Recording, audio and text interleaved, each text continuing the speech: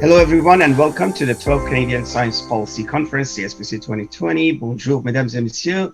Bienvenue au 12e conférence sur la politique scientifique canadienne. As part of the interview series for the CSPC 2020, we are pleased to have with us today Dr. Roseann Runte, President of Canada Foundation for Innovation, or as it's known with its acronym CFI, Government of Canada's main agency for supporting research infrastructure.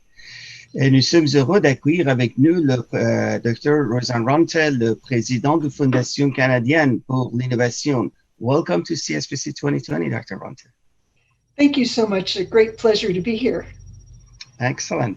Let's start by looking at the impact of CFI that has had on the country's research capacity since its in creation almost, I believe, 25 years ago. How would you say the research enterprise has evolved over this period? And how would you describe for us the research infrastructure, the CFI and research infrastructure in general has contributed to this evolution? Well, 25 years ago, we had a brain drain. Researchers were leaving Canada, and the government decided that there should be an investment in infrastructure to create the environment that would stop that brain drain. And we've continued that investment. And now we don't have as much of a brain drain as a magnet where we're bringing in talent from around the world. And we're creating opportunities for young researchers to grow up in our labs and get the experience necessary to succeed and to have wonderful careers and attract business to Canada. We have invested in research in areas that have led to the superclusters and enabled that. We've invested in research that enabled innovation, like the artificial intelligence. We started investing in that before the word artificial intelligence existed. We have tried to reach out to business with the Navigator and make sure that our labs work not just with researchers, but with enterprise. And the government has been really supportive and just 2 years ago started funding us on an annual basis, which enables us to plan for the future and is really good for the provinces and all the researchers across the country. In recent years, there has been a growing trend toward internationalization of research and collaboration between researchers from many countries. From your experience, how unique would you say the CFI model is among granting organizations around the world? And did that play a role in CFI's ability to support international collaboration? Well, actually, the CFI is unique. It's the only organization that sits between government, institutions, researchers, and business. And it has this unique convening role. And so we were able to convene internationally. So like the Super Darn telescopes in Alberta are an international project that's located here in Canada. And we enable Canadian researchers to participate internationally, like at Oak Ridge or at CERN. We have the opportunity to advise on the ANR in France. We have an agreement with UKRI. We're working on an international conference. So yes, we are actually bringing the world to Canada and enabling Canadian researchers through infrastructure agreements to work elsewhere. We cannot talk and avoid COVID, of course. So let's, fortunately, that's the case. So let's talk about COVID. The current pandemic has mobilized research community around the world and highlighted the need to respond quickly to emerging crises, such as COVID. But also there are other global issues, such as climate change, right? How does the CFI respond to such pressing challenges, and how can you best support the researchers who are on the front line of these challenges?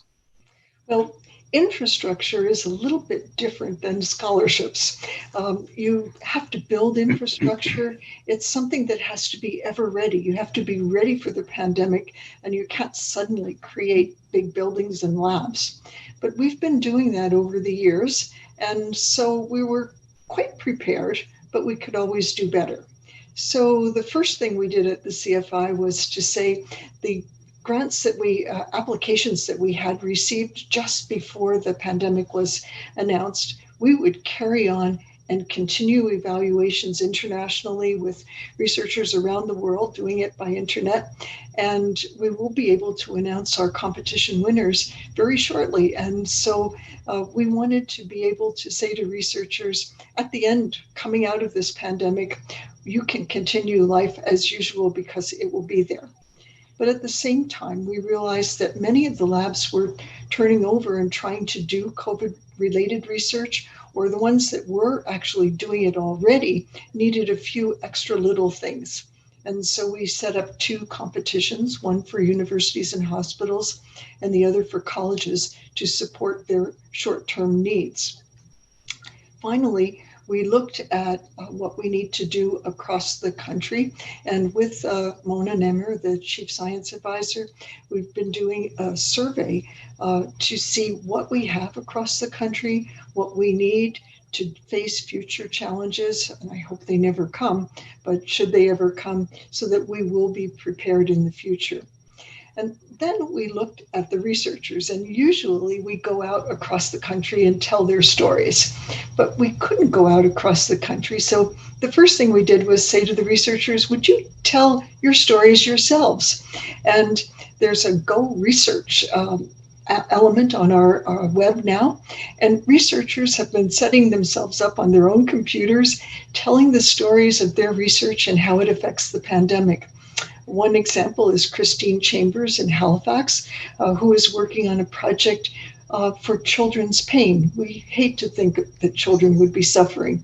How do you treat children with pain? And she explains that really nicely.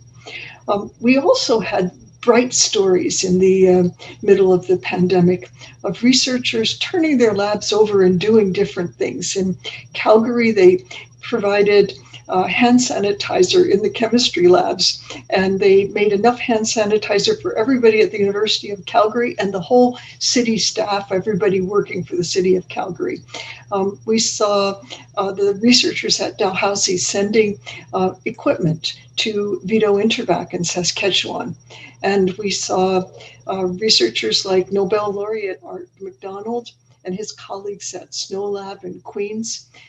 Here you have particle physicists getting together to decide we're going to make a ventilator. We can turn our scientific training and our minds around, and we will create a ventilator that is inexpensive, that you could produce anywhere in the world. There are no patents, there's no profit in this. It's to save lives everywhere. And it's actually now being produced in Canada and used. And we're really proud of that kind of activity, that you could see dedicated lives and minds turning to solve problems of humanity. That's what science does. Right, beautiful stories, Roseann, and I hope that we can, the community can capture those and distribute this and make sure that all Canadians have the chance to hear and to see these excellent stories and contribution from scientists to research around COVID. I'm going to go back to one of the this infrastructure and the technology. You mentioned a number of areas that are infrastructure intensive, and where Canada has taken the lead, such as quantum, AI. Where do you see the next areas of opportunity for the CFI and for the country to invest in terms of research infrastructure? Well, I see it in several ways. First of all, the majority of our investments have gone to the 5 major urban centers where they're big institutions, and that's what we should be doing. That's where the largest number of researchers was located. But right across the country, we have brilliant minds, and we could do a greater investment right across the country to take advantage of the capacity that we have and build what we've got in the centers again in the regions. We know that we have to be interdisciplinary. The COVID research has showed us that you need to map the pandemic, you need to treat the pandemic, you need to stop it. And so we need to have social scientists, right, chemists, biologists, medical people. We need all of those people working together. And we need to do that in science in the future. The problems that are facing us in the world today are greater than what any one researcher could handle. We need teams of researchers. We need to see the researchers working together across the country. And in the past, we've built platforms where researchers are working together, like quantum computing. There are quantum computing specialists right across the country. We need to help them collaborate and work together. And actually, the good part of the working from home and working at a distance is that we've all gotten much more comfortable with working with each other at a distance. And that's something that we need to do in Canada because we have great distances.